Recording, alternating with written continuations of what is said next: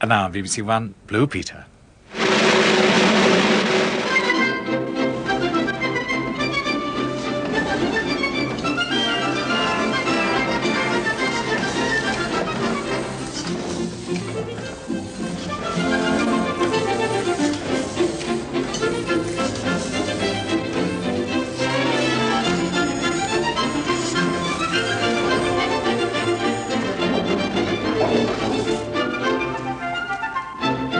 Hello. Hello. That was just a glimpse at Britain and Europe's top award-winning museum. It's the Ironbridge Gorge Museum Trust, and it's at Telford in Shropshire. And later on in the programme, you'll be able to see just what made it that top award-winning museum. And we'll be meeting some more award winners because today ABBA are making a flying visit to the Blue Peter studio. Well, little did we think when we showed part of their new film last week that we'd be seeing them in person in 7 days' time, and that'll be in just a couple of minutes. But first, the end of a mystery story.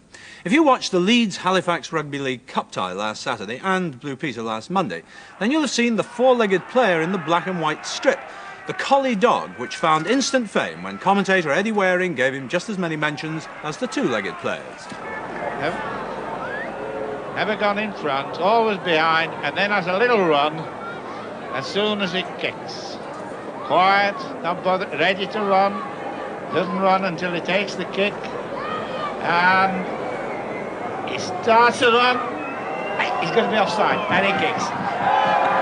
And here is that dog that played rugby at Headingley. He's Mac. He's a 12-month-old collie. He belongs to David Lowry from Woodhouse Moor, which is about half a mile away from the ground.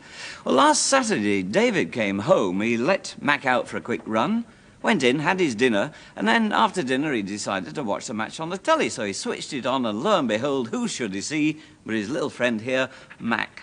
Well, later, while officials argued whether the game should be replayed, and Mac really didn't care whether it was or not, he left the field, did Mac. Well, David couldn't come down today to the studio because he couldn't get away from work, but I'm hoping to have a word with him on the end of this telephone. With a bit of luck, he'll be there. David, are you there? Yes, John, yes. Oh, you are. Can you hear me? Yes, fine, thanks. Jolly good. Now, when did Mac come home? It was about 6:30 after the match. Was he exhausted with his game? Oh, he was exhausted. He was very dirty, you know. Yeah. But he seemed okay. Has he played at Headingley before? Well, not as far as I know. That's his first match? Yes. He did very well. He did, yeah. Why wasn't he sent off? Well, apparently he was taken off 3 times. Was he? But I read in one report where one lady was actually helping him back over the wall, back to the ground, inside the ground. Oh, I see. How did he get into the match, do you know? Well, there's some of the couple of the kids from over the road, children, you know, they were going. Yeah. And apparently they took it down there. And when they got into the ground, he just obviously saw a ball and started running around after it, you know. Did you think he spoilt the game? Well, I think it cheered it up for everybody. He did, didn't he? Yeah. Well, his back leg looked a bit hurt when he was out there on the field. What's happened to that? Well, I believe it's an acid burn. Oh, yeah. But it's about 3 weeks. It's where, you know, the lines put on the pitches to mark them. Yeah. Something like that's, you know, got into its yeah. pad and Well, obviously, he's a very good rugby player. How about football? Is he any good at that? Well, if it sees a ball of any kind, it'll go chasing after it, you know. He'll be after it. Right, I'll tell you what. I'll hand you over to Mac. You can have a word with him. I'll see if he recognises your voice. Here you are, Mac. Mac, hey. Oh, he's off. He was... He was off out the back there. No, in fact, he's almost escaped. Hey! Yeah, well, quick, over to my little friend. Oh, I hope he's behaving himself. Better than Mac. Shep's behaving himself very well. Actually, he supports Halifax Town, and that's soccer. And now, no prizes for guessing the names of the 4 Swedish singers who've just flown into Britain. They're ABBA, and their song that everyone wants to hear at the moment is at #1 in the hit parade. If you change your mind, Jackie Chan. And here are Bjorn, Anna, Frida and Benny, who go together to make up ABBA. And first of all, I'd like to say welcome to Blue Peter. Thank you Thanks very much for coming along. Nice to meet you. Thank you. And Shep says hello as well.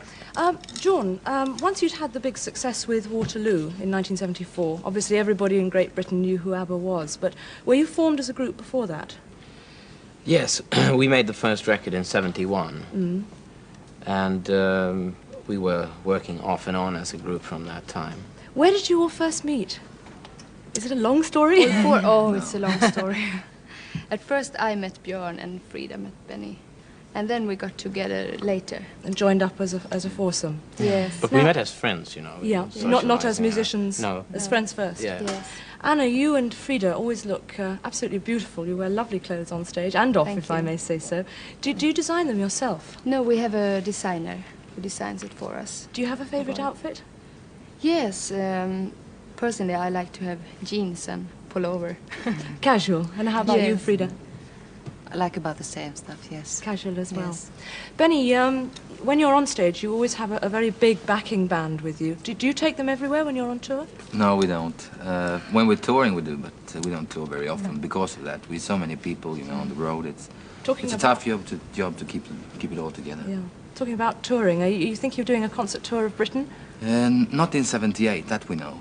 We might do it in '79, but we haven't really decided that yet. I'm sure ABBA fans are keeping their fingers crossed for that. Well, you can say that the movie that is the opening night tonight is instead of a tour 78. Yeah. Now, when you're not touring, making records, making films, what do you all do to relax? Well, we have family songs. Yes. And children. Not much relaxation in that case. Did you find it difficult to get a little bit of peace and quiet? Because you are in the public eye a lot of the time, aren't you? We stay home a lot, you know. It's, Yes. we like to keep it that way and try to keep our privacy as much as possible. Yeah. How long are you going to be in Britain this time? We leave tomorrow. A short flying visit. Oh, Yeah, Yes. it is. Now tell me a little bit about your film. We showed an excerpt, in fact, from it last week. When did you make it? We made it during our Australian tour, which was in March last year. And did you enjoy making it? Oh yes, I mean we were just playing ourselves. We were playing the concerts, and they were filming. So you were hardly More or aware, less. really, of the cameraman and things being No, we around? never think about that. Do you think you'll make another one? We don't know. It all depends. Does it depend on how this one goes? Yes, right. Well, I think that if the success of your film goes on your recording success, it will be a really vast success, and I hope so. Now, I know you're all in quite a rush, because, as you say, it's your premiere of your film tonight. Yes. And so I'd just like to say on behalf of all of us, thank you very much for calling in, and the very you. best of luck and continued success with your Thank you careers. very much. Thanks very much. And now for a real treat, because coming up is a song which is from ABBA's new film. It's got a good title. It's called So Long.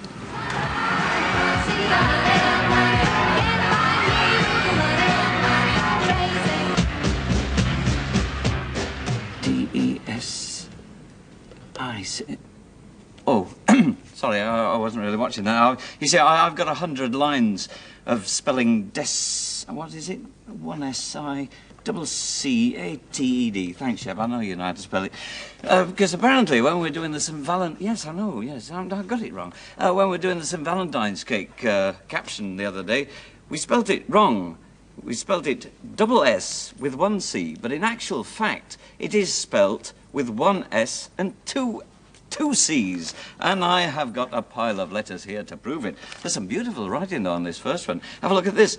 Dear John Noakes. Very formal, is that?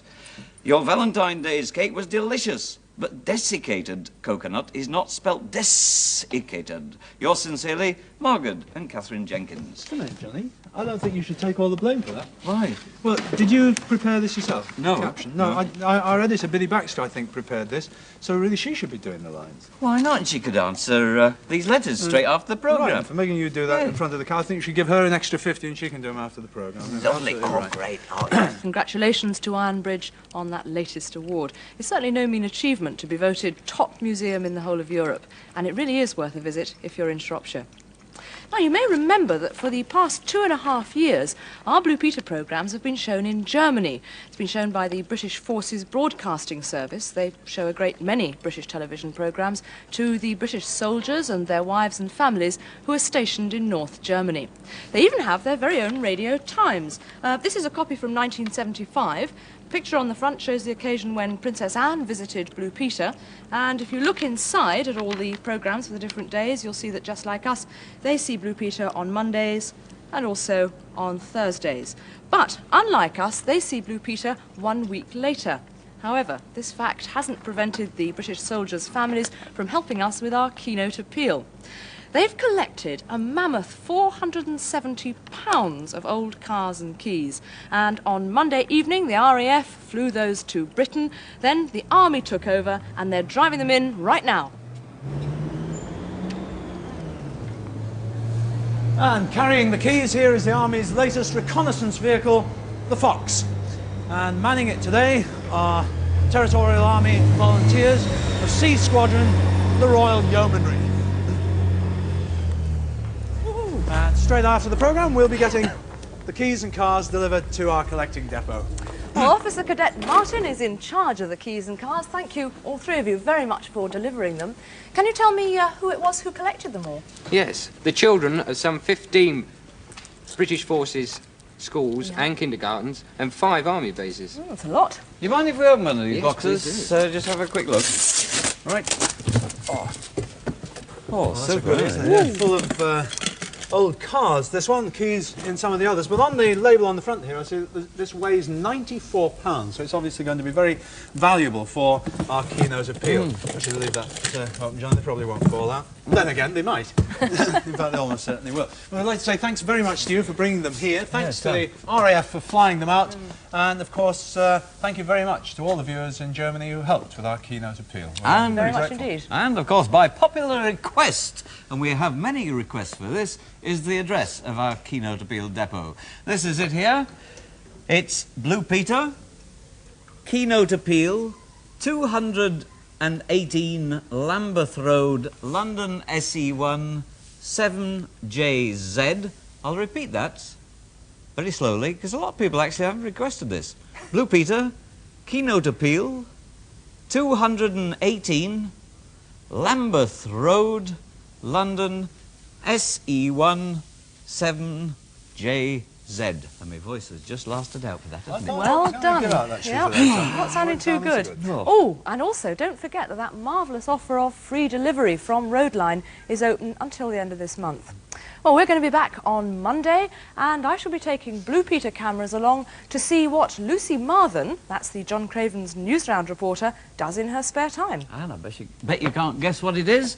She's part of a rock band. And also Percy Thrower will be here with us. We'll be out in the garden again. So you've got your long underpants, John. I'll need them, I think, by then. Your long johns. That's the same for the crew as well, because it's going to be cold out there. We'll see you on Monday. Bye-bye. Bye-bye.